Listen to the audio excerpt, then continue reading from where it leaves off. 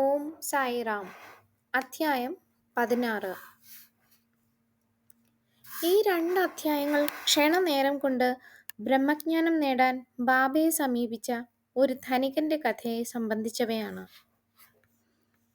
കഴിഞ്ഞ അധ്യായത്തിൽ എപ്രകാരം ചോൽക്കാരന്റെ ചെറിയ നൈവേദ്യം അംഗീകരിച്ചു എന്ന് പറഞ്ഞുവല്ലോ. പ്രേമത്തോടും ഭക്തിയോടും കൂടി കൊടുക്കുന്ന എത്ര ചെറിയ നൈവേദ്യവും ബാബ സ്വീകരിക്കും എന്നാണ് അതിൽ നിന്ന് വ്യക്തമാവുന്നത്. എന്നാൽ ഗർവോടും ധിക്കാരത്തോടും കൊടുക്കുന്ന എന്ത് നൈവേദ്യവും ബാബ നിഷേധിക്കും. സദാ സത് ചിത് ആനന്ദനായിരിക്കുന്ന ബാബ പുറംപൂച്ചുകളും ചടങ്ങുകളും തീരെ വിലവച്ചില്ല. വിനയത്തോടു കൂടി കൊടുക്കുന്നതെന്തും സ്വീകരിക്കും. സദ്ഗുരു സായിബാബ മാതിരി കരുണാമൂർത്തിയായി മറ്റൊരാളില്ല. ചിന്താമണിയും കൽപ്പവൃക്ഷവും കാമധേനുവും ഒന്നും അദ്ദേഹത്തിന് സമമല്ല. കാരണം അവ നാം ആവശ്യപ്പെടുന്നത് തരികയുള്ളൂ. സദ്ഗുരു നാം ആവശ്യപ്പെടാതെ സദ്ഗതിയും സത്യവും നമുക്ക് തരുന്നു. എപ്രകാരം ബാബ പെട്ടെന്ന് ബ്രഹ്മജ്ഞാനം കിട്ടാൻ ആവശ്യപ്പെട്ട ഒരു പണക്കാരനെ കൈകാര്യം ചെയ്തു എന്ന് നോക്കുക. വളരെ ധനികനായ ഒരാളുണ്ടായിരുന്നു. അയാളുടെ പേരും നാടും രേഖപ്പെടുത്തിയിട്ടില്ല. ഒരുപാട് ഭൂമിയും കെട്ടിടങ്ങളും പരിചാരകന്മാരും അയാൾക്കുണ്ടായിരുന്നു. ബാബയെപ്പറ്റി കേട്ടപ്പോൾ അയാൾ ഒരു സുഹൃത്തിനോട് പറഞ്ഞു, എനിക്ക് എല്ലാം സമൃദ്ധിയായുണ്ട്. അതുകൊണ്ട് ബാബയോട് ബ്രഹ്മജ്ഞാനം ആവശ്യപ്പെട്ടു കളയാം. അതും കൂടിയായാൽ സന്തോഷം പൂർണ്ണമായല്ലോ. സുഹൃത്ത് അയാളോട് ബ്രഹ്മജ്ഞാനം എളുപ്പം കിട്ടില്ലെന്നും അയാളെപ്പോലെ ധനം, പത്നി എന്നിവയിൽ അത്യന്ത ആസക്തിയുള്ള ഒരാൾക്ക് ഒട്ടും കഴിയില്ലെന്നും പറഞ്ഞു. മുടക്കാൻ നോക്കി. ഒരു പൈസ ധർമ്മം ചെയ്യാത്ത അയാൾക്ക് ബ്രഹ്മജ്ഞാനം സാധ്യമല്ലെന്നും പറഞ്ഞുകൊടുത്തു. സ്നേഹിതന്റെ വാക്കുകൾ ശ്രദ്ധിക്കാതെ അയാൾ ടോങ്ക പിടിച്ച് ശ്രുതിയിലേക്ക് വന്നു. അയാൾ മസ്ജിദിൽ പോയി ബാബയുടെ കാൽക്കൽ നമസ്കരിച്ചു പറഞ്ഞു, ബാബ, അവിടുന്ന് എല്ലാവർക്കും ക്ഷണത്തിൽ ബ്രഹ്മനെ കാണിച്ചു കൊടുക്കുമെന്ന് കേട്ടാണ് ഞാൻ ദൂരത്തു നിന്നും വരുന്നത്. ഞാൻ വളരെ ക്ഷീണിച്ചു. ബ്രഹ്മനെ കാണിച്ചു തന്നാൽ എൻ്റെ അധ്വാനം ഫലത്തിലാവും. ബാബ പറഞ്ഞു, സുഹൃത്തെ, പരിഭ്രമിക്കണ്ട. ബ്രഹ്മനെ ഉടനെ കാണിച്ചു തരാം. എൻ്റെ ഇടപാടൊക്കെ റൊക്കത്തിനാണ്, കടത്തിനല്ല. അനവധി പേർ വന്ന് എന്നോട് ധനം, ആരോഗ്യം, ശക്തി, സ്ഥാനമാനം, സ്ഥിതി, രോഗം മാറ്റൽ മുതലായ ലൗകിക കാര്യങ്ങൾ ആവശ്യപ്പെടുകയാണ്. ബ്രഹ്മജ്ഞാനം ചോദിച്ചുകൊണ്ട് ആരും വരലില്ല. ലൗകികങ്ങൾ ആവശ്യപ്പെടുന്നവർക്ക് ക്ഷാമമില്ലെങ്കിലും ആധ്യാത്മികമായ ആവശ്യക്കാർ വിരളമാണ്. അതുകൊണ്ട് നിങ്ങൾ വന്ന് ബ്രഹ്മജ്ഞാനം ആവശ്യപ്പെട്ടത് ഒരു ശുഭസൂചനയാണ്. അതുകൊണ്ട് ഉടനെ ബ്രഹ്മനെ അതിൻ്റെ എല്ലാ സജ്ജീകരണങ്ങളോടും കൂടി കാണിച്ചു തരാം.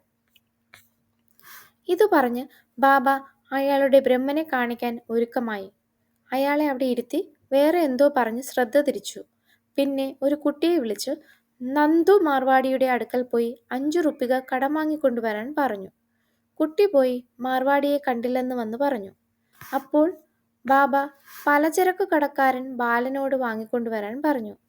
കുട്ടി പണം കിട്ടാതെ മടങ്ങി വന്നു. ഇത് 3 പ്രാവശ്യം വീണ്ടും ആവർത്തിച്ചു. സായിബാബ ജീവിക്കുന്ന ബ്രഹ്മനാണല്ലോ. അപ്പോൾ ചോദിച്ചേക്കാം, എന്നാൽ എന്തിനാണ് ഇത്ര ചെറിയ കടം കിട്ടാൻ ബാബ മിനക്കെടുന്നതെന്ന്. യഥാർത്ഥത്തിൽ ബാബയ്ക്ക് പണം ആവശ്യമില്ലായിരുന്നു. നന്ദുവും ബാലനും ഇല്ലെന്നറിഞ്ഞുകൊണ്ടാണ് ബാബ കുട്ടിയെ അയക്കുന്നത്. ഇത് ബ്രഹ്മനെ അറിയാൻ വന്നവനെ പരീക്ഷിക്കാൻ ചെയ്തതാണ്. ഈ മാന്യന്റെ കയ്യിൽ ധാരാളം പണമുണ്ട്. യഥാർത്ഥ സംഖ്യയാണെന്നും അയാൾക്കറിയാം. എന്നിട്ടും പണം കൈവിടാൻ മടി. അങ്ങനെയുള്ള ഒരുവനാണ് ലോകത്തിൽ വച്ച് ഏറ്റവും വലുത്. ബ്രഹ്മജ്ഞാനം ബാബയോട് ആവശ്യപ്പെടുന്നത്. ബാബയെ സ്നേഹിക്കുന്ന മറ്റേതൊരാളും ഉടനെ പണം കൊടുക്കുമായിരുന്നു. പക്ഷേ ഇയാൾ അത്തരക്കാരനല്ല. ഇയാൾ പണം കൊടുക്കില്ലെന്നല്ല, വെറുതെ ഇരുന്നതുമില്ല.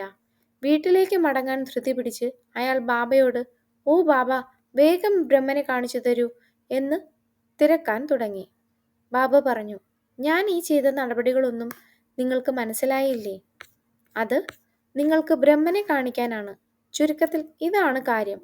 ബ്രഹ്മനെ കാണാൻ 5 സംഗതികൾ അടിയറ വയ്ക്കണം. 1. 5 പ്രാണങ്ങൾ. 2. പഞ്ചേന്ദ്രിയങ്ങൾ. 3. മനസ്സ്. 4. ബുദ്ധി. 5 അഹംഭാവം. ഈ ബ്രഹ്മജ്ഞാനത്തിൻ്റെ വഴി വാൾതലപ്പിൽ നടക്കും പോലെ വിഷമം പിടിച്ചതാണ്. പിന്നീട് സായിബാബ അതിനെപ്പറ്റി ഒരു നീണ്ട പ്രഭാഷണം നടത്തി. അതിൻ്റെ ഒരു ചുരുക്കം ഇവിടെ പ്രതിപാദിക്കാം. ബ്രഹ്മജ്ഞാനത്തിനും ആത്മജ്ഞാനത്തിനുമുള്ള യോഗ്യത. എല്ലാവരും അവരുടെ ജീവിതകാലം കൊണ്ട് ബ്രഹ്മനെ കാണുകയോ അറിയുകയോ ചെയ്യുന്നില്ല. ചില യോഗ്യതകൾ അത്യാവശ്യമാണ്. 1 മുമുക്ഷ, അതായത് മോക്ഷത്തിനുള്ള അതികലശലായ ഇച്ഛ. ഞാൻ ബ്രഹ്മനാണെന്നും ബന്ധനത്തിൽ നിന്ന് രക്ഷ പ്രാപിച്ച് സ്വതന്ത്രനാവണമെന്നുമുള്ള അതിയായ മോഹം കൊണ്ട് നിരന്തരം പണിയെടുക്കുന്നവൻ ഒന്നാമത്തെ യോഗ്യതയായി. 2 വിരക്തി, ഇഹത്തിലും പരത്തിലുമുള്ളവയിൽ ആഗ്രഹമില്ലാത്ത അവസ്ഥ. ഒരാൾക്ക് സ്ഥാനമാനങ്ങളിലും പ്രവൃത്തിഫലങ്ങളിലും ആശ നശിച്ചാലല്ലാതെ ആധ്യാത്മിക പുരോഗമനം ഉണ്ടാവില്ല. 3 അന്തർമുഖത, തന്നിലേക്ക് തന്നെയുള്ള നോട്ടം. നമ്മുടെ ഇന്ദ്രിയങ്ങൾ പുറത്തേക്ക് ചായ്വോടു കൂടിയവയാണ്. അങ്ങനെയാണ് ദൈവം സൃഷ്ടിച്ചത്. അതുകൊണ്ട് മനുഷ്യൻ പുറത്തേക്ക് നോക്കലല്ലാതെ തന്നിലേക്ക് തന്നെ നോക്കലില്ല. ആത്മജ്ഞാനി ഉള്ളിലേക്ക് നോക്കി ആത്മനെ കാണണം. പാപനിർമാർജനം, കുടില പ്രവൃത്തികൾ നിർത്തി സത്വൃത്തനായി ശാന്ത മനസ്ഥിതിക്കാരനായാലല്ലാതെ വിവരം കൊണ്ടുപോലും ബ്രഹ്മജ്ഞാനം ഉണ്ടാവുന്നതല്ല. 5 ശരിയായ സ്വഭാവം, സത്യത്തിലും തപസ്സിലും ആത്മജ്ഞാനത്തിലും അധിഷ്ഠിതമായ ജീവിതം നയിച്ച് ബ്രഹ്മചര്യമനുഷ്ഠിച്ചാലേ ദൈവത്തെ അറിയാൻ കഴിയൂ. 6 പ്രേയസിനേക്കാൾ ശ്രേയസിനെ കാക്ഷിക്കുക എന്നത്. ഭോഗ്യങ്ങളെക്കാൾ ദൈവത്തെയും നല്ലതിനെയും ഇഷ്ടപ്പെടുക. 2 തരം സംഗതികളുണ്ട്, നല്ലതും സന്തോഷപ്രദങ്ങളും. ആദ്യത്തേത് ആധ്യാത്മികവും രണ്ടാമത്തേത് ഭൗതികവുമാണ്. രണ്ടും മനുഷ്യനെ സമീപിച്ച് സ്വീകരിക്കാൻ ആവശ്യപ്പെടുന്നു. അവൻ ആലോചിച്ച് ഒന്നിനെ സ്വീകരിക്കണം. വിവരമുള്ളവൻ നല്ലതും വിവരമില്ലാത്തവൻ അത്യാഗ്രഹത്താൽ സന്തോഷപ്രദവും സ്വീകരിക്കുന്നു. 7 ഇന്ദ്രിയങ്ങളും മനസ്സും നിയന്ത്രിക്കാൻ. ദേഹം രഥവും ആത്മാവ് നേതാവും. ബുദ്ധി തേരാളിയും മനസ്സ് കടിഞ്ഞാണുമാണ്. ഇന്ദ്രിയങ്ങൾ കുതിരകളും ഇന്ദ്രിയ സുഖങ്ങൾ വഴിയുമാണ്. വിവരമില്ലാത്തവനും മനസ്സിന് നിയന്ത്രണമില്ലാത്തവനും ഇന്ദ്രിയങ്ങൾ പരിഭ്രാന്തരായ കുതിരയെപ്പോലെ തേരാളിയെ അവഗണിച്ചോടി ലക്ഷ്യസ്ഥാനത്തേക്കെത്താതെ വീണ്ടും ജനിച്ചും മരിച്ചും ചുറ്റി ചുറ്റി നടക്കുന്നു.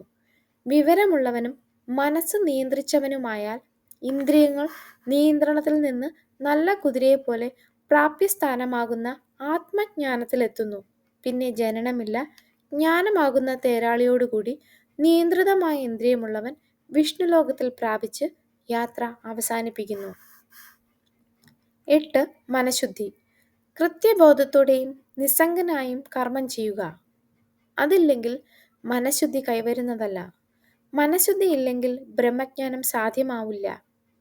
മനഃശുദ്ധി കൊണ്ടേ വിവേകവും വൈരാഗ്യവും സിദ്ധിക്കൂ. എന്നാൽ മാത്രമേ മോക്ഷം കൈവരികയുള്ളൂ. അഹംഭാവം കളഞ്ഞ് ആർത്തി അവസാനിപ്പിച്ച് മനസ്സിന് ആഗ്രഹമില്ലാതാക്കിയാലല്ലാതെ ആത്മജ്ഞാനം സാധ്യമാകുന്നില്ല. ഞാൻ ദേഹമാണ് എന്ന ബോധം വലിയ ഒരു മിഥ്യയാണ്. ഈ മിഥ്യയിലുള്ള വിശ്വാസമാണ് ബന്ധനത്തിന് കാരണം.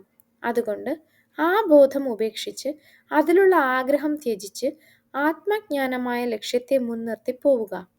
9 ഗുരുവിൻ്റെ ആവശ്യകത. ആത്മജ്ഞാനം നിഗൂഢവും സൂക്ഷ്മവുമായതിനാൽ ഒറ്റയ്ക്കത് കൈവരുത്തുവാൻ സാധ്യമല്ല. അപ്പോൾ ആത്മജ്ഞാനിയായ മറ്റൊരാളുടെ ഉപദേശവും നിർദ്ദേശവും അത്യാവശ്യമാണ്. മറ്റുള്ളവർക്ക് കഠിനാധ്വാനം കൊണ്ടും സാഹസം കൊണ്ടും തരാനാവാത്തത് ഗുരുവിന് എളുപ്പം തരാൻ കഴിയും. കാരണം അദ്ദേഹം ആ വഴിയെ പോയതാകയാൽ കൈപിടിച്ച് അടിവെപ്പിച്ച് ആധ്യാത്മിക പുരോഗതിയുടെ കോണിപ്പടികൾ കയറ്റിക്കൊണ്ടുപോവാൻ അദ്ദേഹത്തിന് കഴിയും. 10 അവസാനമായി ദൈവാധീനമോ ദൈവാനുഗ്രഹമോ ആണ് ആവശ്യം. ദൈവം പ്രസാദിച്ചാൽ വിവേകവും വൈരാഗ്യവും എല്ലാം നൽകി ഭൗതിക ജീവിതത്തിൽ പതറാതെ മുന്നോട്ടു പോവാം. ആധ്യാത്മജ്ഞാനം വേദം പഠിച്ചോ ബുദ്ധിശക്തിയാലോ അപാര പാണ്ഡിത്യം കൊണ്ടോ കൈവരുന്നതല്ല. ആത്മൻ അംഗീകരിച്ചവന് അത് സാധ്യപ്പെടുന്നു. അവന് ആത്മൻ സ്വന്തഭാവം വെളിപ്പെടുത്തുന്നു എന്നാണ് കഠോപനിഷത്തിൽ പറയുന്നത്.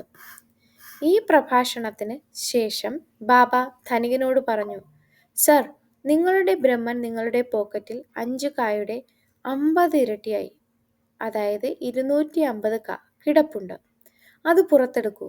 ധനികൻ പുറത്തെടുത്ത് എണ്ണിയപ്പോൾ 10ന്റെ 25 നോട്ടുകളുണ്ട്.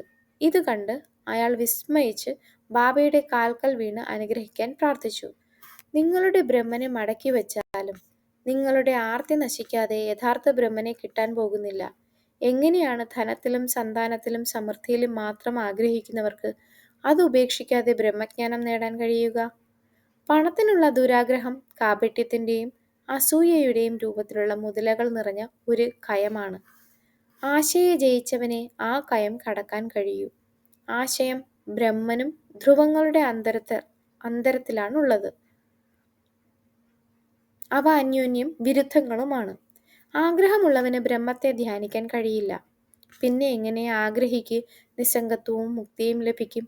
ആഗ്രഹിക്ക് ശാന്തിയും തൃപ്തിയും സ്ഥൈര്യവുമില്ല. ആഗ്രഹലേശമുണ്ടായാൽ എല്ലാം സാധനയും വിഫലമാണ്.